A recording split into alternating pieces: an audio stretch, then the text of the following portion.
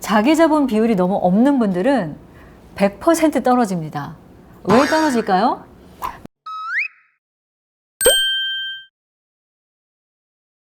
반갑습니다. MM 컨설팅 연구소 김상미 대표입니다. 여러분 정말 감사하게도 제가 구독자 1000명이 넘었습니다. 앞으로 더 좋은 내용으로 여러분에게 여러분 창업을 응원하는 그런 성공마인드 디자이너가 되겠습니다.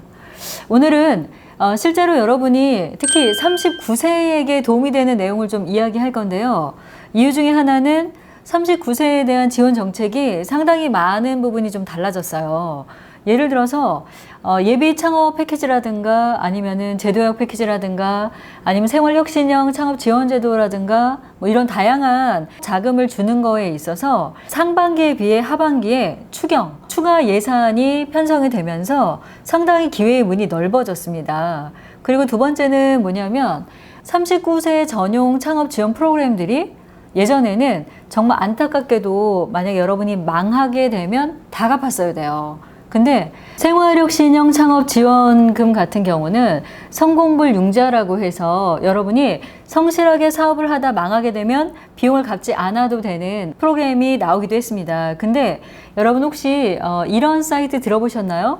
제가 이제 요즘에 많이 그 무료 상담할 때 말씀드리는데 온라인 청년 센터라는 게 있어요. 온라인 청년 센터에 들어가면 또 여러분 취업도 있고 교육도 있고 다양한 제도가 있는데 이 중에 39세 이하의 청년이 창업을 했을 때 1억 원까지 2%로 지급이 되고요. 그리고 성실하게 창업 활동을 하다가 망하게 되면 일부 비용을 안 갚아도 되는 이런 청년 프로그램도 있어요. 그래서 내가 만약에 39세 이하의 청년이다 했을 때는 여러분이 이런 다양한 창업 프로그램들을 잘 살펴보시고 지원하는 것도 권해드리고 싶어요.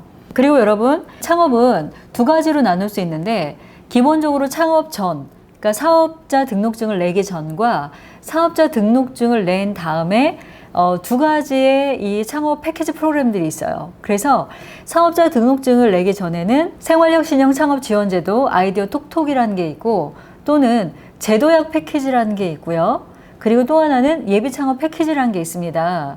근데 이 부분에 대해서 올해 정부가 전반기에 비해서 후반기 예산을 많이 편성하게 됩니다. 예를 들어서 예비 창업 패키지는 그 315억 정도가 추가로 편성이 됐고요. 그리고 원래는 1,700명에게 주기로 했던 거를 2,200명까지 이번에 확장을 했어요. 이유 중에 하나는 코로나19라는 엄청난 사태도 하나 있었고 또 하나는 기존에 창업시장이 아무래도 많이 위축이 되다 보니까 창업의 문을 훨씬 더 넓게 열어준 거죠. 그리고 초기 창업 패키지 같은 경우도 980에서 180개까지 확장을 했고 예산은 75억 원 정도가 더 늘어났네요. 그러다 보니까 실제로 지금 사업계획서를 쓰시고요. 이런 패키지 프로그램에 노크를 한다라고 하면 전반기보다는 훨씬 여러분이 합격할 확률이 높아지죠. 왜? 예산과 명수가 많이 늘어났으니까. 근데 여기서 중요한 팁을 지금부터 공개하겠습니다. 구독, 좋아요, 알림 설정. 중요한 팁은 뭐냐면 서류 심사에서 떨어지는 유형들이 있어요.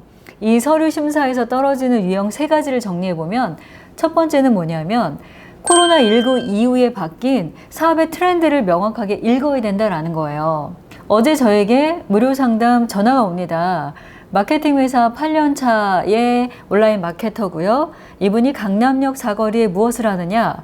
수제 요구르트 가게를 하겠다라고 해서 생활혁신형 창업 지원 제도에 사업 계획서를 쓴 거죠. 그리고 지원을 했는데 어떻게 됐어요? 떨어졌습니다. 왜 떨어졌을까요? 여러분이 심사위원이라고 생각한다면 왜 떨어졌을까를 한번 고민해 보세요. 첫 번째는 언택트 시대. 코로나19로 사람들이 밖에 나오지 않습니다. 그리고 수제 요구르트는 요즘에 어떻게 할 수 있죠? 구독할 수 있어요. 구독할 수 있고 다시 말해 배송을 받을 수 있죠. 근데 굳이 매장을 차려서 권리금에 임대료에 보증금에 이런 엄청난 고정금을 가지고 가는 또는 과한 투자비를 써서 창업한다는 것을 정부에서 비용을 줄까요? 주지 않습니다. 그래서 언택트라는 트렌드를 놓쳤다라는 게 첫 번째입니다. 그리고 두 번째는 뭐냐면 아이템인데 생활혁신형 같은 경우에는 혁신, 불편한 것을 개선하거나 없던 걸 만들어야 돼요. 다시 말해 이런 거죠. 제가 2년 전에 그 심사위원장 하면서 뽑았던 업체 중에 하나는 에그트레이라는 것을 만든 회사가 있었어요. 에그트레이는 달걀을 넣는 트레이죠. 근데 이게 왜 필요할까요? 여러분 그 지방에 가면 포플이라고 100억대가 넘는 매출을 올리는 달걀 배달 사업이 있어요.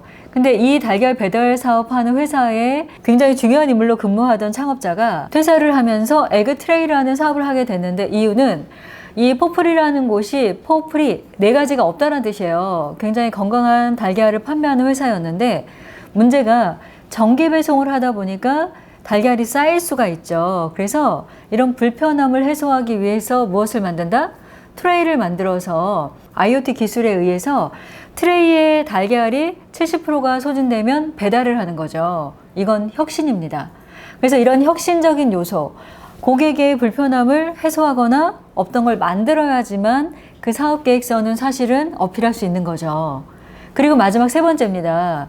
3번째는 뭐냐면 자기 자본 비율이 너무 없는 분들은 100% 떨어집니다. 왜 떨어질까요?